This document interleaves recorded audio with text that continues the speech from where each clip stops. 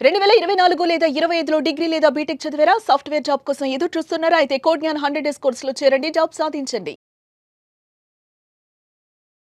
Welcome to Suman TV. నేను మీ Suman TV Nag.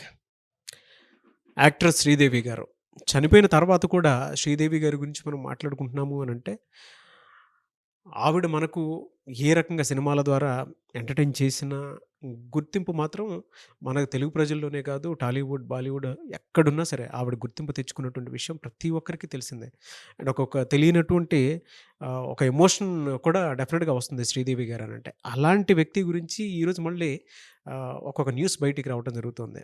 ఆవిడ ఆస్తులకు సంబంధించినటువంటి విషయాల్లో, అంటే చెన్నైలో ఉన్నటువంటి ఆస్తులకు సంబంధించినటువంటి విషయాల్లో కొన్ని గొడవలవుతున్నాయి. ఏమవుతుంది? చనిపోయిన తర్వాత, శ్రీదేవి గారు చనిపోయిన తర్వాత ఈ విషయాలు బయటికి రావడానికి గల ప్రధాన కారణాలేంటి అనేటువంటిది ఈరోజు మనతో పాటు హైకోర్టు అడ్వకేట్ అలాగే రవీంద్రనాథ్ గారు ఉన్నారు. అది వారి మాట్లాడి తెలుసుకుందాం. Hello sir. హాయ్ అండి నాగరాజు గారు. శ్రీదేవి గారంటే తెలియకుండానే ప్రతి ఒక్కరికి మన ఇంట్లో అమ్మాయి అనుకున్నటువంటి ఆలోచన అయితే డెఫినెట్‌గా వస్తుందండి. అంటే ఆ చనువు తీసేసుకొని కూడా మరీ మాట్లాడుకుంటాం శ్రీదేవి గారి గురించి. అంత బాగా ఓన్ చేసుకున్నాము. అవునండి. ఎక్కడున్న ఏ ఇండస్ట్రీలో ఉండేటువంటి వాళ్ళైనా సరే. అయితే ప్రస్తుతం ఆవిడ ఆస్తులకు సంబంధించి, అంటే చెన్నైలో ఉండేటువంటి ఆస్తుల గురించి సంబంధించి చిన్న ఏదో ఇష్యూస్ నడుస్తున్నాయని చెప్పేసి అంటూ ఉన్నారు. ఏంటి సార్ అదే?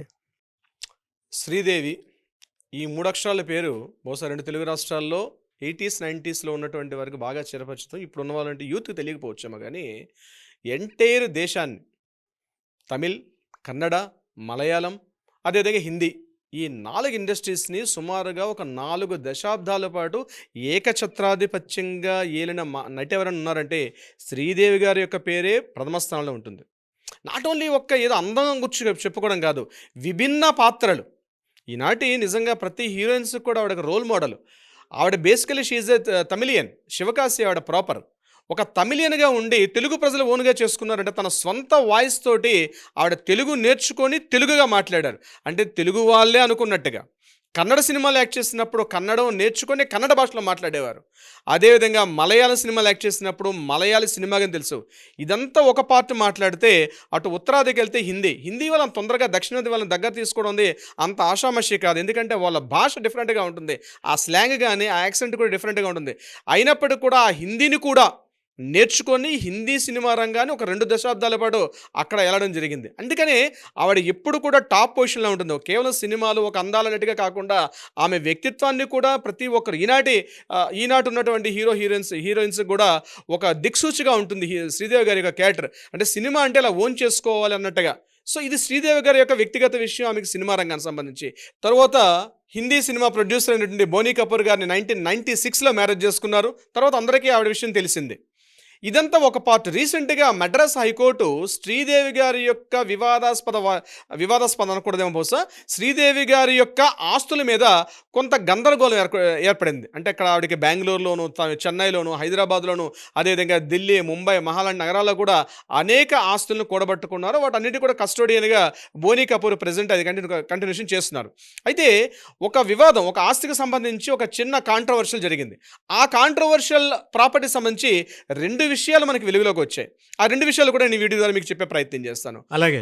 ఒకటి, ఆ ప్రాపర్టీ డీటెయిల్స్ మీకు చెప్తాను. 1988లో ఆవిడ ప్రాపర్టీ కొన్నారు. ఈస్ట్ కోస్ట్ రోడ్డు, చెన్నైలోని దగ్గరగా బీచ్ రోడ్ దగ్గరగా ఉండి ఈస్ట్ కోస్ట్ రోడ్ అంటారు. ఈస్ట్ కోస్ట్ రోడ్లో ఆవిడకు ఒక ప్రాపర్టీ కొన్నారు.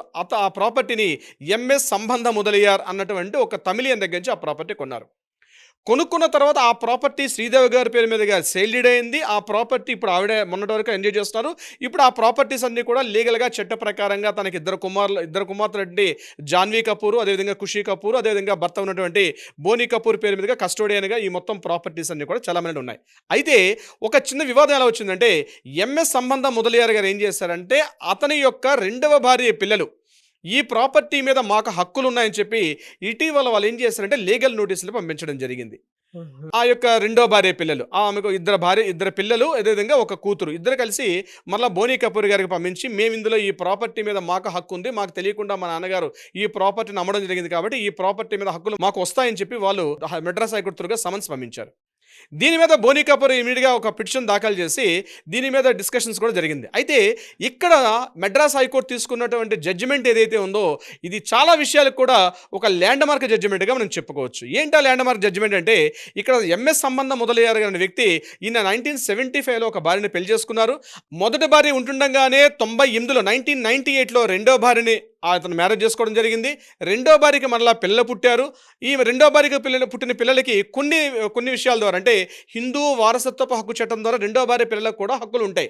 అయితే దీన్ని ఏం చేశారు, మేము రెండో భార్య పిల్లలు అని చెప్పి వాళ్ళు ఎంఆర్ఓ ఆఫీస్ దగ్గరికి వెళ్ళి తామరం ఏరియా అంటారు, అంటే చెన్నైలో ఈస్ట్ కోస్ట్ రోడ్లో తామరం ఉంటుంది. ఆ తామరం ఎంఆర్ఓ గారి దగ్గరికి వెళ్ళి వీళ్ళు ఒక దాని లీగల్ హెయిర్ సర్టిఫికేట్ తీసుకొచ్చారు.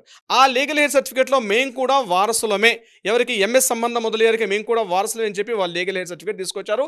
ఆ లీగల్ హెయిర్ సర్టిఫికేట్ని వాళ్ళు నోట్ చేస్తూ వాళ్ళు కోర్టులో, చెన్నై కోర్టులో, మెడ్రాస్ హైకోర్టులో దీని మీద వాళ్ళు ఒక పిటిషన్ దాఖలు చేశారు, ఒక సమన్స్ కూడా జారీ చేశారు. అయితే ఇక్కడ కోర్టు ఏమని జడ్జిమెంట్ ఇచ్చిందంటే it is very very important. Court ఇచ్చిన జడ్జిమెంట్ చాలా ఇంపార్టెంట్. ఏం చెప్పింది కోర్టు అంటే మొదటి భార్య ఉంటుండగా రెండో భార్యని పెళ్లి చేసుకోవడం ఉంది చట్టరీత్యా నేరం.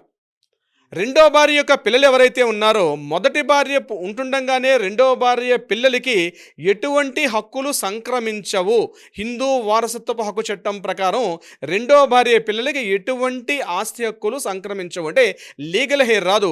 ఈ లీగల్ హెయిర్ ఇష్యూ చేసినటువంటి ఎవరైతే తామరం ఉన్నటువంటి ఆ ఎంఆర్ఓ గారు కూడా లీగల్ చర్యలు తీసుకుంటామని చెప్తూ వారికి కూడా ఒక షోకాజ్ నోటీస్ ఇవ్వడం జరిగింది. అంటే మొదటి భార్య ఉంటుండగానే రెండో భార్యని పెళ్లి చేసుకుని రెండో భార్య ద్వారా పిల్లల కంటే ఆ పిల్లలకు చట్ట ప్రకారంగా వారసత్వపు హక్కులు రావని చెప్పి ఒక ల్యాండ్ మార్క్ జడ్జిమెంట్ ఇవ్వడం జరిగింది. అది బోనీ కపూర్ గారికి ఈరోజు ప్లస్ అయింది. సో ఈ ప్రాపర్టీ పూర్తిగా శ్రీదేవి గారికే చెందుతుంది కాబట్టి ఎంఎస్ సంబంధం మొదలయ్యారు ఎవరైతే ఉన్నారో వారికి సంబంధించిన ప్రాపర్టీ కాదు. రెండో భార్య పిల్లలకు మాత్రం దీని మీద ఎటువంటి లీగల్ రైట్స్ ఉండవు. వారికి ఈ ప్రాపర్టీ మీద క్లెయిమ్ చేసుకునే హక్కు ఎటువంటిది లేదు. ఏదైతే 1988లో శ్రీదేవి గారు ఆ డాక్యుమెంట్ సేల్ డీడ్ డాక్యుమెంట్ తీసుకున్నారో అది చట్టరీత్యా అది పూర్తిగా అమల్లోకి వస్తుంది. అది వ్యాలిడ్ డాక్యుమెంట్ కాబట్టి దాని మీద మనం క్లెయిమ్ చేసుకునే హక్కు లేదని చెప్పి మెడ్రాస్ హైకోర్టు ఆ వెంకటేష్ ఆనంద్ గారు అని చెప్పి జస్టిస్ వెంకటేష్ ఆనంద్ గారు దీని మీద ఒక కీలకమైన తీర్పును వెలువరించారు. సో ఇందులో మనకి ఈ యొక్క కేసులో రెండు విషయాలు తెలుస్తున్నాయి. ఒకటి, హిందూ వారసత్వ హక్కు చట్టం ద్వారా మొదటి భార్య ఉంటుండగా రెండో భార్య పిల్లలు క్లెయిమ్ చేసుకునే అవకాశం లేదు అన్నది ఒకటి. రెండో పాయింట్ ఏంటంటే ఒక ఎంఆర్ఓ ఒక అధికారిగా ఉన్నటువంటి ఒక గవర్నమెంట్ ఎంప్లాయీ ఇటువంటి విషయాలు తెలుసుకోకుండా కనీస పరిజ్ఞానం లేకుండా ఎంఆర్ఓ గారు లీగల్ హెయిర్ సర్టిఫికేట్ ఇవ్వడం కూడా చట్టరీత్యా నేరం. ఇంతకుముందు లీగల్ హెయిర్ సర్టిఫికేట్ ఇచ్చే ముందు ఒక ఫ్యామిలీ మెంబర్ సర్టిఫికేట్ ఇచ్చేవారు. ఫ్యామిలీ మెంబర్ సర్టిఫికేట్ తీసుకొని లీగల్ హెయిర్ సర్టిఫికేట్ క్లెయిమ్ చేసుకుంటారు. So legal heir certificate issue చేస్తున్న ఎంఆర్ఓ లాంటి గవర్నమెంట్ ఆఫీసులకు కూడా ఇది ఒక పెద్ద లెసన్గా ఉంది. సో రెండు విషయాలు ఇందులో ఉన్నాయి. ఒకటి, గవర్నమెంట్ డిపార్ట్మెంట్స్కి లీగల్ హెయిర్ సర్టిఫికేట్ ఎడాపెడా ఇచ్చేయడం అనేది కుదరదు. రెండవది, మొదటి భార్య బతుకుండగా రెండో భార్య పెళ్లి చేసుకుంటే ఆ రెండో భార్యకి పుట్టినటువంటి పిల్లలకి ఎటువంటి వారసత్వపు హక్కులు ఉండవు అని చెప్తూ మెడ్రాస్ హైకోర్టు ఇచ్చిన తీర్పు కూడా ఈ రెండు విషయాల్ని ఇక్కడ డీటెయిల్గా ఎక్స్ప్లెయిన్ చేయడం జరిగింది. సో ఇక్కడ శ్రీదేవి గారు కొనుక్కున్న 1980 ప్రాపర్టీ ఏదైతే ఉందో ఈ రోజు ఆ వివాదానికి అంటే దానికి ఒక పుల్ స్టాప్ పడే అవకాశం ఉంది. బహుశా వాళ్ళు మరి హైకోర్టు నుంచి సుప్రీంకోర్టుకి అప్పీల్ చేస్తారంది, మళ్ళీ అప్పీల్ చేసుకునే టైం ఉంటుంది. బట్ ఈ రోజు మనకు అందినటువంటి జడ్జిమెంట్ కాపీ ప్రకారం ఏదైతే ఈస్ట్ కోస్ట్ రోడ్లో శ్రీదేవి గారు కొనుక్కున్న ప్రాపర్టీ శ్రీదేవి గారిదే అని చెప్తూ మెడ్రాస్ హైకోర్టు ఒక తీర్పు ఇవ్వడం జరిగింది. నాగరాజ్ గారు, బట్ ఏదేమైనా సరే సార్, అంటే ఇటువంటి విషయాలు బయటికి 100% వస్తాయనుకోండి. బట్ వచ్చేటప్పుడు ఏదున్నా సరే అది టూ మచ్ సెన్సేషన్ కాకుండా ఉండాలని మాత్రం డెఫినెట్గా కోరుకుందాము. Anyways thank you so much అలాగే Ravindranath garu. Thank you so much Nagaraj గారు.